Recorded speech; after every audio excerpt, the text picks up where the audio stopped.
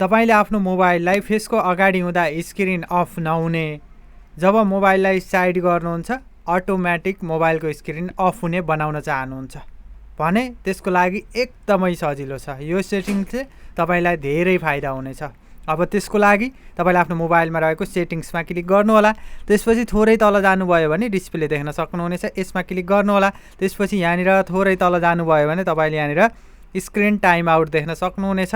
त्यसपछि यहाँनिर time set गरेर यहाँनिर लास्टमा रहेको अप्सनलाई अन गर्नुहोस्। अब हुन्छ के भन्दाखेरि तपाईले आफ्नो फोन हेरिरहनु भएको छ, फेसको अगाडि छ तपाईको फोन, फेसको अगाडि छ भने स्क्रिन अफ हुँदैन, अन नै भइरहन्छ। यदि तपाईको फेसभन्दा साइडमा हुन्छ, तपाईले फोनलाई साइडमा राख्नुहुन्छ भने अटोमेटिक स्क्रिन अफ हुन्छ। तपाईको फोनमा पनि यो सेटिङ्स छ भने प्रयोग गरेर हेर्न सक्नुहुनेछ। अनि यो सेटिङ्स मैले स्यामसङको फोनमा प्रयोग गरेको हो, तपाईको मोबाइलमा पनि यो सेटिङ्स छ भने प्रयोग गरेर हेर्न सक्नुहुनेछ। यस्तै भिडियोको लागि लाइक, कमेन्ट, सेयर गर्नुहोला।